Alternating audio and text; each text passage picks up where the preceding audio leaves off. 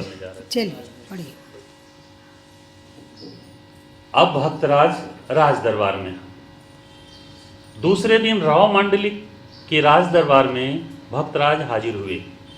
सारंगधर, वंशीधर, अनंत राय इत्यादि अपने ही कुटुंबीजन नरसिंह राम का अपमान करने के लिए इस तरह उतारू होकर दरबार में बैठे थे जिस तरह काठ को काटने के लिए काठ का ही टुकड़ा कुल्हाड़ी का बेंट बना हुआ रहता है। भक्तराज को ज्ञानहीन ठहराने के लिए सारंगधर अपने साथ शहर के 2-4 सन्यासियों को रुपयों का लालच देकर ले आया था। जब सब लोग आकर यथास्थान बैठ गए तब राजा ने सारंगधर की मंडली की ओर देखते हुए कहा, कहिए आप लोग को क्या कहना है। राजन, यह नरसिंह राम इस शहर में रहकर अनेक प्रकार के ढोंग रचकर जनता को भ्रम में डाल रहा है। भक्ति का झूठा बहाना बनाकर अनेक प्रकार के अनाचारियों का पोषण कर रहा है और स्वयं अज्ञानी होने पर भी अन्य मनुष्यों को ज्ञान देने का निंदित एवं धर्मशास्त्र विरुद्ध कार्य कर रहा है। अतः राजा का धर्म है कि ऐसे अधर्म की वृद्धि करने वाले मनुष्य को उचित दंड देकर अधर्म से देश की रक्षा करें। सारंगधर ने अपनी शिकायत पेश की। सारंगधर जी, मैं बहुत दिनों से भक्तराज की कीर्ति सुन रहा हूं।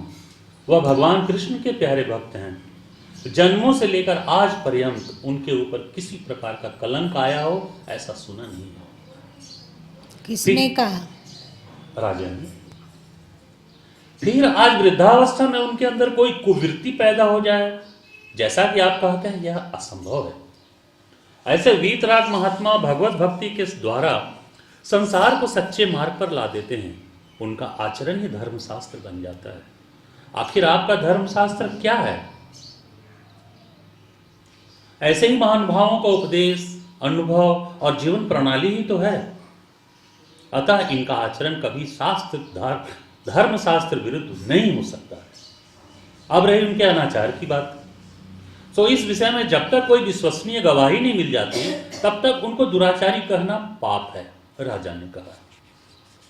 इतना विवेक हम लोगों में है कि कोई किसी संत की निंदा कर रहे हो तो हम उसको दो टूक में जवाब दें कि हम लोग उससे प्रभावित हो जाएंगे।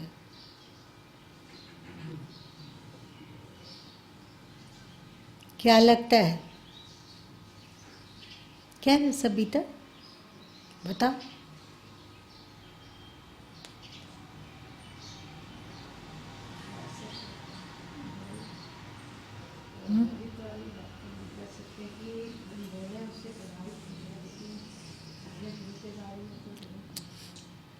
संत के बारे में कोई कुछ बोल रहा हो तो हम लोग प्रभावित हो जाएंगे कि प्रभावित नहीं होंगे? प्रभावित होंगे। माँ, इस पर एक प्रश्न ये तो आता है, जैसे जिस संत को हम जान रहे हैं अनेकों बार, बहुत लंबे अवधि से जान रहे हैं, उनके बारे में तो डंका के चोट से विरोध किया जाएगा। लेकिन अभी भी भारत जैसे देश में बहुत से ऐसे संत हैं जिनको हम कभी जाने और नहीं सुने, और आज उनके चरित्र पर बहुत लांछना भी लग रही है, बहुत उनके ऊपर में हो भी रहा, उनको सजा भी मिल रही है। तो आज अगर कोई उनके बारे में अगर हमको स्पष्टता देने के लिए कहा है तो हम तो थोड़ी देर के लिए मौन हो ही जाएंगे कि हम नहीं जानते उनके बारे में। हाँ, तटस्थ हो जाएंगे। तटस्थ हो जाएंगे। और जिनको जानते हैं वहाँ हम डंके की चोट से बोलेंगे कि नहीं, वो ऐसा हो ही नहीं सकते। तो चलिए, इतना भी हो तो काफ़ी है। ऐसे निंदक लोगों से अच्छा है कि हम दूरी बना के रखें। जिनसे हमें कोई लेना देना नहीं है, उनके बारे में सुनकर अपना मन को गंदा क्या करना। और अगर कोई जानकार महापुरुष हैं और उनके बारे में कोई कुछ कह रहा हो तो डट के उसका विरोध करना चाहिए कि आपको यही सब बोलना है तो जाइए कहीं और बोलिए, मेरे पास मत रहिए, हमें ये सब मत सुनाइए। और यही काम राजा ने किया। ऐसा बोला भी जाता है, कभी कोई कुछ बोल नहीं, ऐसा बोला भी जाता है। चलिए, इसी समय अनंत राय ने बोलना शुरू किया। राजन, आपने जो कुछ व्याख्या सुनाई वह अनन्य भक्तों के लिए बिल्कुल यथार्थ है। यह नरसिंह राम तो मेरा भांजा ही है, परंतु यह कहते हुए मुझे तनिक भी संकोच नहीं होता कि यह वास्तव में भजन के बहाने अनाचार ही बढ़ाता है। इस विषय में मेरा एक प्रत्यक्ष अनुभव है, सो कहें निवेदन करता हूं, कहें तो मैं कहूं। मेरी स्त्री भी नित्य इसके भजन में शामिल होती थी। वह नित्य आधी रात को भजन के बीच में ही इसे जल पिलाया करती थी। इस बात को सारंगधर जी ने मुझसे कई बार कहा, परंतु मैं इसे नहीं मानता था। एक दिन जब मैंने स्वयं उसे पानी पिलाते हुए देखा तो दूसरे दिन उसे भजन में जाने से मना कर दिया, परंतु उसने मेरी बात नहीं मानी और उस दिन भी वह चली गई। फिर रंज होकर दूसरे दिन मैंने उसे बांध कर कमरे में बंद कर दिया और ताला लगाकर चाबी अपने पास रख ली। मैंने सुना था कि भजन के बीच में यह दूसरे के हाथ का जल नहीं पीता, इसलिए कुतूहलवश मैं उस रात इसके घर यह देखने के लिए गया कि आज इसकी टिक कैसे रहती है। परंतु भजन के बीच में विश्राम के समय देखा कि वही मेरी स्त्री इसको अपने हाथ से पानी पिला रही है। इसमें एक स्टार मार्क करके एक छोटी सी बात लिखी हुई है कि कहते हैं कि अनंत राय की स्त्री के बंदी होने पर उस दिन स्वयं भगवान ने उसका रूप धारण करके भक्तराज को जल पिलाया था। इसका रहस्य न समझने के कारण सारंगधर और अनंत राय ने भक्तराज को अनाचारी मान लिया था। अब आगे बढ़ती है कथा। यह दृश्य देखते ही मुझे बड़ा क्रोध हुआ कि उसे किसने निकाल दिया। मैं उसी क्षण घर गया, परंतु वहां जाकर देखता हूं तो कमरे में ताला बंद है और वह उसी तरह बंदी अवस्था में राधा कृष्ण के नाम की धुन लगाती हुई पड़ी हुई है। तब तो मुझे बड़ा आश्चर्य हुआ, कुछ समझ में नहीं आ रहा था कि आखिर मामला है क्या। अंत में मैं इस निश्चय पर आया कि इसी प्रकार नरसिंह राम जादू के बल पर अनेक स्त्रियों को अपनी ओर आकर्षित करता है, फिर उसके साथ स्वेच्छा विहार करता है। यदि आपको विश्वास न हो तो आप स्वयं शहर में चलकर चंचला वेश्या को दिखाइए। उसने भी इसी फंदे में फंसकर विचित्र वेश धारण कर लिया है और नित्य वह भी उसके यहाँ आया जाया करती है। यह बात शहर के तमाम लोग जानते हैं। राजन, क्या कोई मनुष्य रात्रि के समय एकांत में किसी वेश्या के साथ रहकर पवित्र रह सकता है? भला काजर की कोठरी में श्वेत वस्त्र पहनकर रहने वाला कभी उसके दाग से बच सकता है?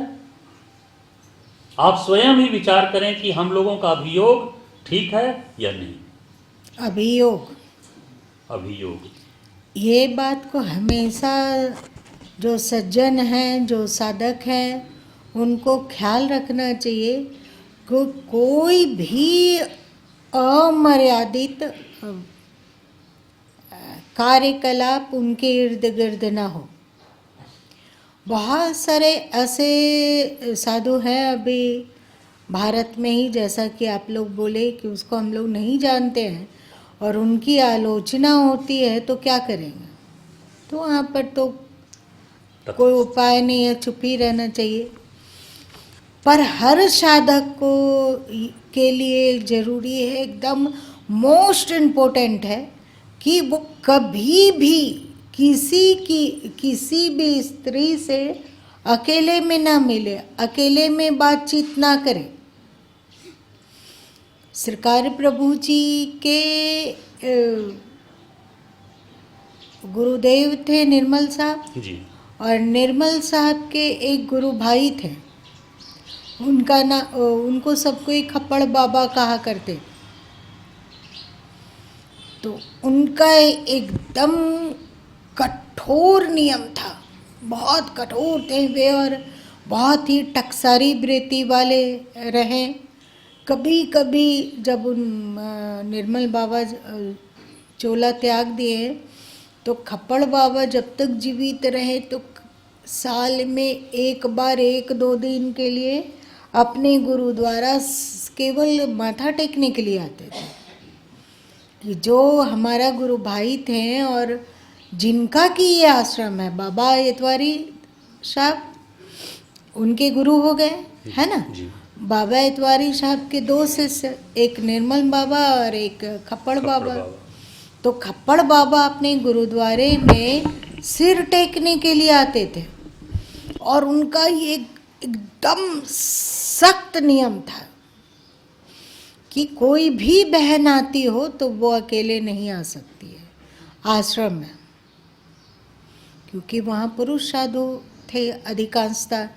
तो कोई भी बहन दिन को दोपहर को होता है ना कि संत आए हैं तो चलते हैं, दर्शन कराते हैं, अपना दुख सुख सुनाते हैं, कुछ मार्गदर्शन ले लेते हैं। तो वे बीच में कभी कोई बहन आ गई मिलने, कभी कोई बहन आ गई, कभी कोई बहन आ गई, और आश्रम में एक दो संत लोग रहते थे। तो खप्पड़ बाबा का एकदम कठोर ताकीद था कि कोई भी अकेले नहीं आ सकता है। आपको आना है तो 2 बहन के साथ आओ, अथवा आप अपने परिवार में बेटे का, भाई का, पति का, अथवा किसी को भी साथ लाना जरूरी है।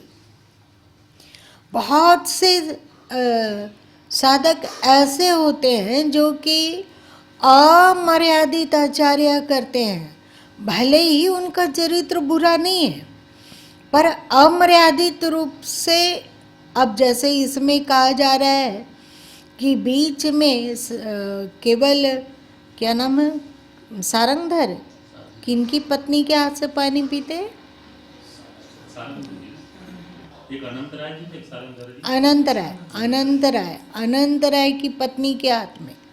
और अगर गुरु माँ वहाँ होते तो कहते कि ये नियम बनाने की क्या आवश्यकता है, पता है कि वो बहुत भक्तमती है, बहुत भक्तमती है, लेकिन जिससे समाज में बेमतलब का आलोचना होता हो, इस तरह का नियम ही क्यों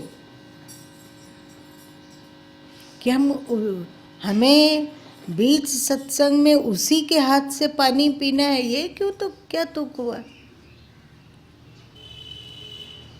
सही नहीं, सही है ना?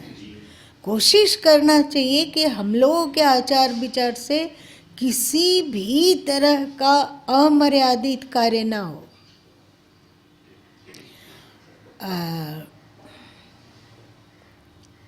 मिलना जुलना, बात करना, देखना, सुनना, उसके बारे में चर्चा करना, अथवा उसके साथ फ्रेंडशिप रखना, जरूरत क्या है?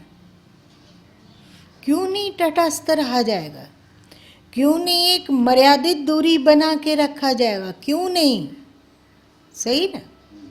तो यहाँ पर नरसिंह मेहता जी से एक चूक हो रही है, छोटा सा, जिससे कि हम लोगों को शिक्षा लेनी चाहिए कि इस तरह की चूक भी हम लोगों से ना हो। ठीक है ना? वरना आप चाहे कितने भी अच्छे हैं, पर दुनिया अच्छी नहीं है ना? तो दुनिया अपने चश्मे से आपको देखेगी और अपने बुद्धि के अनुसार आपके जीवन को व्याख्यायित करेगी।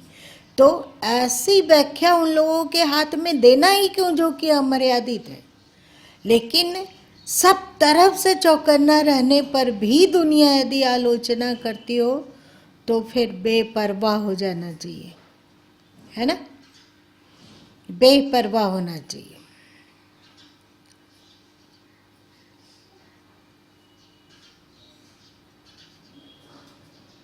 और रही बात वेश्या की, तो लोगों की दृष्टि इतनी मलिन है कि एक कोई गलत मार्ग को छोड़कर सही मार्ग चुन रही है कोई बच्ची, और वो सत्संग जाप में जा रही है, तो इसके कारण वो अब पापी हो गई। कल तक शायद पुण्यात्मा होगी, जब मनमाना आचरण कर रही थी, अपना गणिका वाला कार्य कर रही थी, तो वो पुण्यात्मा थी। तब राजा के पास उसका शिकायत करने के लिए कोई नहीं पहुंचा। आज वो श्वेत वस्त्र धारण कर ली है और कृष्ण की भक्ति करती है तो पापी हो गई। अब सत्संग सुनने जाती है तो पापी हो गई। साधकों के लिए एकदम लोहे चने चबाना जैसा ही जीवन हो जाता है। इसीलिए सदगुरु कबीर साहब को कहना पड़ा कि जो तू चाहे भक्तिकरण को निंदा से नहीं डरियो जी, 5 छड़ी कोई सिर पर मारे सहत बने तो सही हो जी। ये संसार विषय का काटा सोच समझ पग धरिए जी। इसको ये गुरु माँ का पसंदीदा भजनों में से एक है। इसको पहले बहुत गाया करते थे। कल एक याद आ गई थी ये भजन और फिर से 2-4 लाइन उस गाया गया था। तो भक्ति करने वाले लोगों की निंदा ऐसा नहीं दिखा कि एक भी ऐसे कोई हो जिनकी की निंदा ना हुई हो। एक भी ऐसा नहीं दिखता है। आपकी भक्ति जितनी तेजी से ऊपर की ओर उठेगी उतने ही निंदक लोग अपना निंदा का तान बान झान और ऊंचा और ऊंचा और ऊंचा करते जाएंगे। और यमराज का डिपार्टमेंट चलते रहे, इसलिए अगर 100 आदमी है तो 100 आदमी से 100 आदमी में एकाक न एकाक आदमी इस तरह की चंडाल वृत्ति वाले हो जाते हैं और फिर वे घूम घूम कर निंदा सुनाते रहेंगे। वहाँ बैठकबाजी करेंगे, वहाँ बैठकबाजी करेंगे, वहाँ बैठकबाजी करेंगे और निंदा की बात करते रहेंगे। कान के कच्चे लोग विभ्रमित हो जाते हैं, कान के कच्चे लोग भाग जाते हैं। तो ये उनकी परेशानी है ना। पर सदगुरु कबीर साहब का एक पद है कि जगत भक्त से बैर है, भूकन दीजिए स्वान। मतलब यह संसार भक्तों का विरोध करने वाला होता है, इसलिए ये भक्तों के विरोधी कुत्तों को भुकने दीजिए। आप विचलित मत होइए, आप दुखी सुखी मत होइए।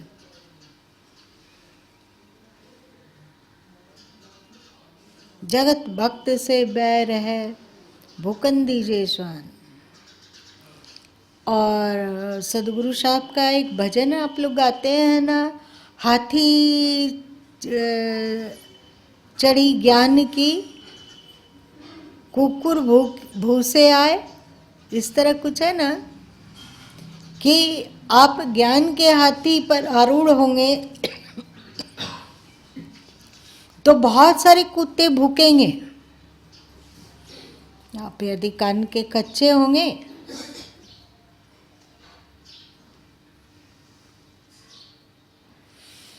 चाहे निंदा हो या प्रशंसा, आग की तरह ये फैलती है। आप यदि 10 बार किसी संत की प्रशंसा कर रहे हैं, भले वो हो सकता है कि आपके गुरु भी हो, आप प्रशंसा कर रहे हैं तो हमेशा प्रशंसा करने का मन करेगा और आप बिना सोचे समझे किसी से बातचीत कर रहे हैं तो प्रशंसा होने लगेगी। ऐसा आप देखे हैं। और कभी कभी ऐसा भी होता है कि शुरू में आपको उनकी निंदा करने में हिचकिचाहट होगी। जब आप पहली बार अपना राग द्वेष के अर्थ में, मतलब अपना स्वार्थ के कारण निंदा करने के लिए जाएंगे तो पहली बार धकचुक लगता है। वैसे ही जैसे कि शुरू में शराब किसी को अच्छा नहीं लगता है, कड़वा लगता है। शुरू बार कोई सिगरेट पीता है तो अच्छा नहीं लगता है, पर एक बार पी लिया तो दूसरा बार पीने में उतना ही हिचकिचाहट होगी कि उससे थोड़ा कम होगी। और तीसरा बार, 5वां बार, 8वां बार, फिर धीरे धीरे हम लोग बोलने लगेंगे कि भाई हम तो पीते हैं डंके की चोट पर। अब पीने में किंचित भी दुख नहीं लगता है। अब जब मिल जाए, पहले कभी कभी शाम को एक छोटा सा पैग ले लेते थे, अब धीरे धीरे दिन को भी, फिर धीरे धीरे दोपहर में। शुरू में कोई जब बाहरी लोग आता था तब होता था, अब अकेले भी है तो भी है। तो वैसे ही निंदक लोग जब शुरू निंदा करता है, पहली बार निंदा करता है, तो दुखचुक होता है। पर जब वो 5 बार निंदा कर चुका होता है, 8 बार कर चुका होता है, 10 बार कर चुका होता है, तो जो दूसरे के हृदय में इतना उतना अश्रद्धा होगी, इतनी उतनी, अब धीरे धीरे वे भी दबे जुबान में बोलने लग जाएंगे कि नहीं, तुम सही बोलता है, गलत क्या कहता है, एकदम सही बोलता है। तो दूसरा थोड़ा दबे जबान से ऐसा बोल रहा है, लेकिन धीरे धीरे उसकी भी जबान खुल जाएगी। उसकी बात को सुनकर तीसरा भी दबे जबान में, शुरू में तो एकदम दबे जबान में ही कहता है, उसके बाद ये एकदम गंदगी फैल जाती है। दयानंद सरस्वती के सत्संग में कभी कभी एक निंदक प्रवृत्ति का व्यक्ति आता था। वो करता क्या था कि संत के पास बैठता, सत्संग की बात को सुनता और फिर निकल जाता बाहर, और उसी सत्संग की बातों में से एक कोई चीज़ निकाल लेता और उसको अपने मन गढ़ंत व्याख्या करके निंदा किया करता था। और सबको लगता था कि हाँ, उनके सत्संग में तो ये बात बोलते हैं वे, लेकिन वे किस अर्थ में बोलते हैं। वचन से अधिक उसके पीछे का उद्देश्य अथवा नियत पर दृष्टि होनी चाहिए।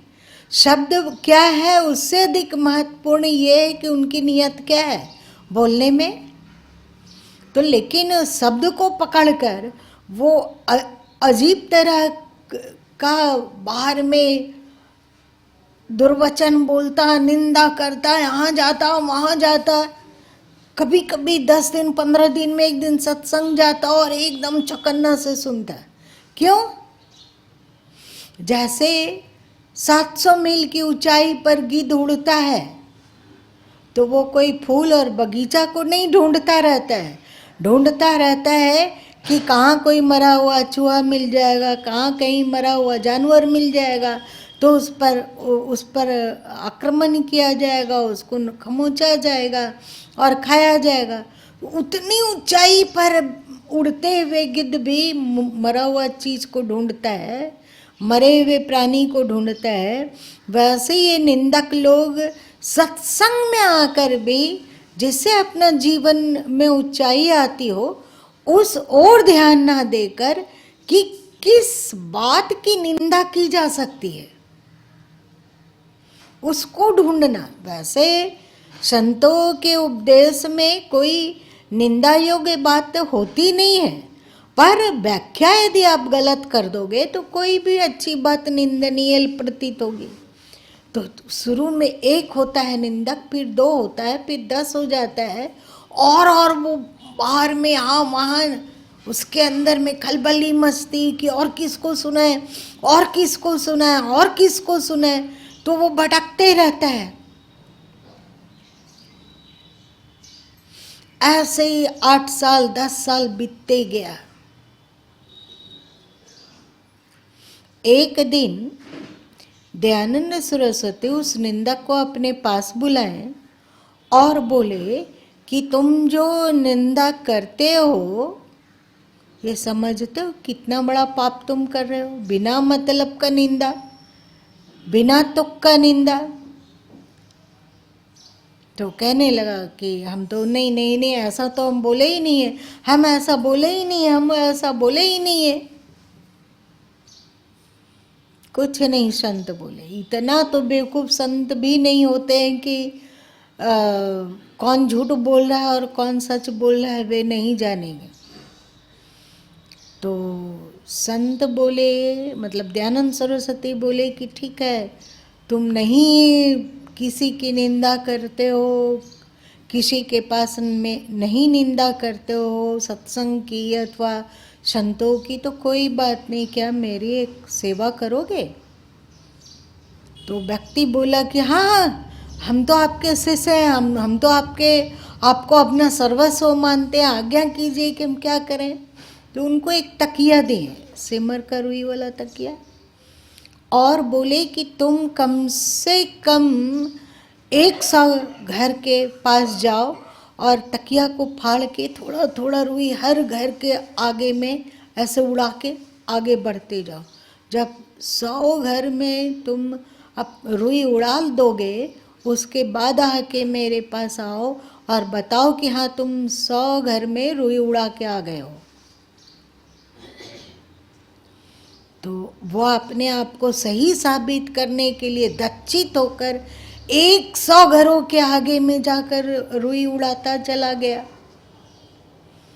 और जब 100 घर पूरा हुआ तो संत के पास हाजिर हुआ और बोला, महाराज हम 100 घरों में के बाद रुई उड़ा के आ गए हैं, अब बताइए क्या गया? हम तो आपके भक्त हैं, जो कहेंगे सो मानेंगे। तो दयानंद सरस्वती बोले कि ऐसा करो कि जिस तुम जहाँ जहाँ भी रुई उड़ाए हो वहाँ से रुई संग्रहित करके ले आओ, सब रुई ले आओ। अब तो 100 घरों से अब व्यक्ति बोलने लगा कि वो रुई मिलेगी, पता नहीं वो रुई हवा में किधर उड़ के चल गई होगी, होगा कि नहीं। अब उन सब रुई को समेट कर लाना आसान नहीं है। तो भी वो व्यक्ति बोला कि कोशिश करते हैं।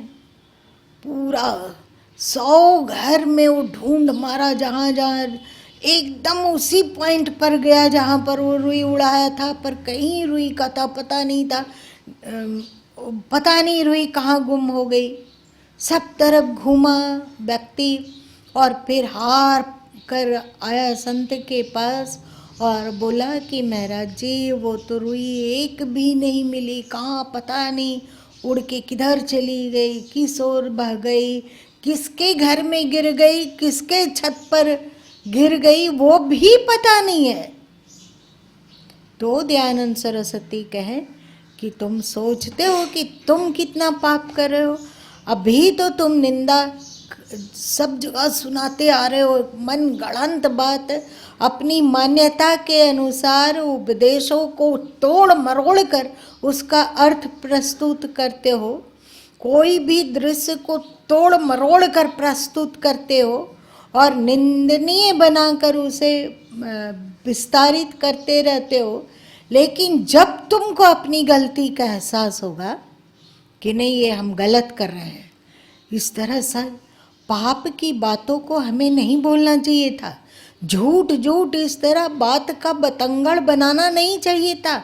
हमसे गलती हो गई, हमसे अपराध हुआ, तो क्या तुम जो जो निंदा से प्रभावित हुआ उनको अब तुम निंदा के प्रभाव को सोख सकोगे?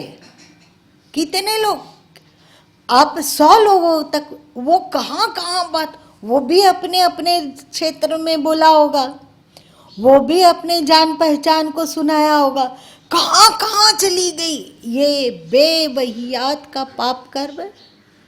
तो फिर उस पाप कर्म का तुम प्रायश्चित करना चाहोगे तो कर नहीं पाओगे।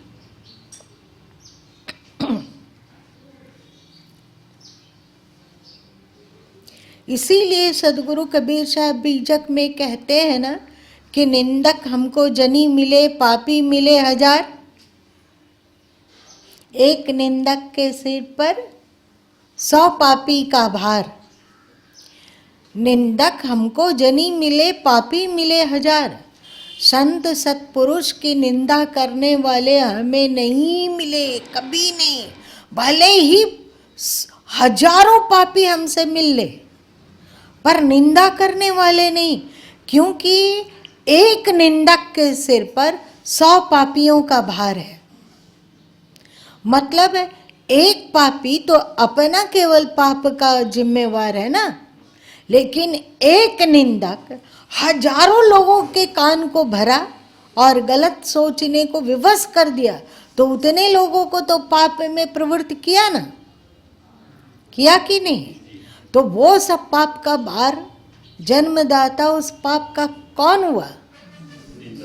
इसीलिए सदगुरु बोले कि निंदक हमको जनी मिले पापी मिले हजार। इसलिए आप लोगों की पुस्तक आश्चर्य में है कि साधारण पापी लोग तो मरकर भूत प्रेत बन जाता है, पर जो साधु और ब्राह्मण पाप करते हैं वे ब्रह्म पिशाच बन जाते हैं।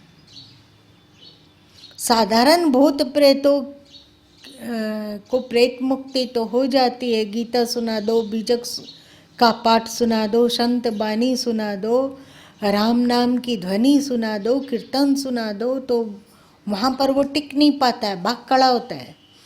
पर जो ब्रह्म पिशाच बनते हैं मरकर, तो उनके सामने आप चाहे गीता पाठ कर लो, चाहे श्रीमद् भागवत पुराण सुना दो, चाहे बीजक सुना दो, चाहे कीर्तन कर लो, वे ब्रह्म पिशाच सदियों सदियों तक बने रहेंगे। क्यों?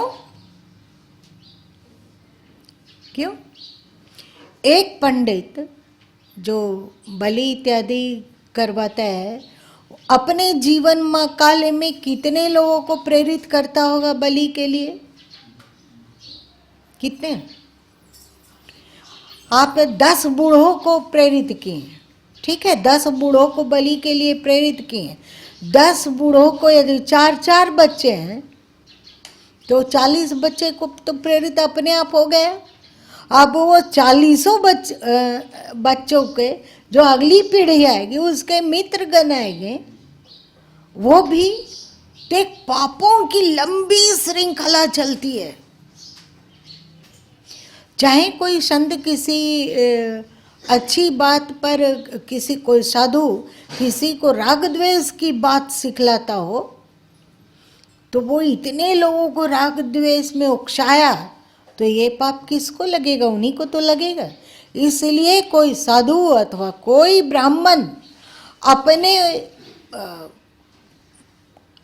पोजीशन, क्या होगा इसका,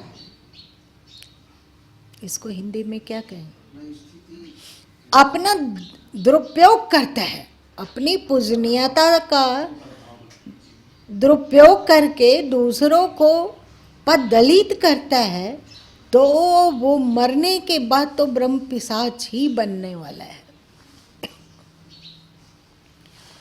प्रभुदत्त ब्रह्मचारी का नाम सुने? वे बहुत अच्छे कृष्ण भक्त थे। तो वे कृष्ण की भक्ति का एक पाठ मानते थे गौओं की सेवा। तो अंतिम में फिर वे पहले हर जगह जाया करते थे सत्संग इत्यादि। अब अंत समय में, मतलब अंत के कुछ वर्षों में, वे फिर सत्संग उपदेश बंद करके जलपान भोजन करके गैयों को लेकर 20, 25, 50 जो गाय हो उसको चराने के लिए ले जाने लगे, केवल गौ की सेवा। तो क्योंकि उनका आश्रम वृंदावन में था, तो वृंदावन में बाके बिहारी जी का मंदिर है, वहाँ पर एक बार उनको कुछ छाया दिखाई दी। छाया का पड़ताल किए तो पता चला वो सब प्रेत योनि में। वो सब क्या करता था कि बाके बिहारी जी का मंदिर की परिक्रमा करता था। प्रभुदत्त ब्रह्मचारी बहुत चकित हुए कि प्रेत योनि में है और ये बाके बिहारी जी का परिक्रमा कर रहा है, पर इन लोगों का हित नहीं हो रहा है, ये प्रेत योनि से छूट नहीं रहा है, ये क्या?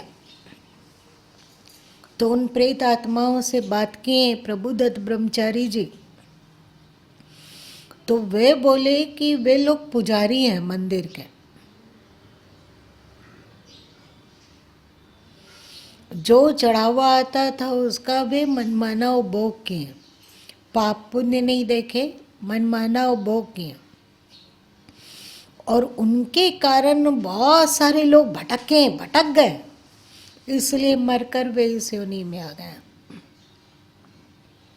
अब उन लोगों का प्रेत मुक्त होने का कोई उपाय रहा ना, किसी सदग्रंथ से वे प्रेत योनि से मुक्त हो पाएंगे, ना बांके बिहारी जी का मंदिर का परिक्रमा करके प्रेत योनि से मुक्त होंगे, ना गीता पाठ से, ना बीजक पाठ से, ना भागवत कथा से। अब उनकी मुक्ति का होगा क्या? हजारों हजार साल तक ऐसे ब्रह्म पिशाच बने हुए लोग रह जाते हैं, हजारों हजार वर्ष तक भटकते रह जाते हैं।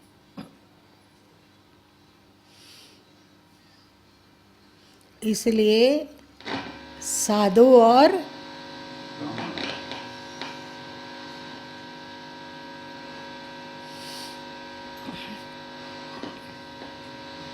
इस बात को दयानंद सरस्वती उसको समझाए, निंदक को कितना समझा क्या नहीं समझा सो तो आगे कथा नहीं कहती है, पर निंदक तो कभी बनना ही नहीं चाहिए। इसीलिए शायद तुम लोगों के एकाग्रमन पुस्तक में है कि सुनी सुनाई बात पर मत कर किसी की निंदा, फिर बेमौत ही मर जाएगा जो हुआ वह प्रभु का बंदा। सुनी सुनाई हुई बात पर किसी संत की निंदा नहीं करनी चाहिए। तुम बिना मौत का ही मर जाएगा यदि जिसकी तुम निंदा कर रहे हो वह ईश्वर का भक्त रहा, एक सदाचारी रहा, तो तुम बिना मौत का ही, मतलब बेमतलब ही तुम आफत को निमंत्रण दे रहे हो। इसलिए सुनाई सुनाई बात का मत कर किसी की निंदा। पर इन सब बातों को समझाने वाला कौन था? कोई नहीं रहा होगा। तभी ये, और यदि उनको समझाया ही जाए तो जो अभागा है उसको बात समझ में आएगी। इसी को सरकार प्रभु कहा करते थे कि गुरु दिया क और चेला गया बा, बोला करते थे ना। तो उपदेश सुनकर भी फिर वही स्थिति होगी। जो भी हो, ये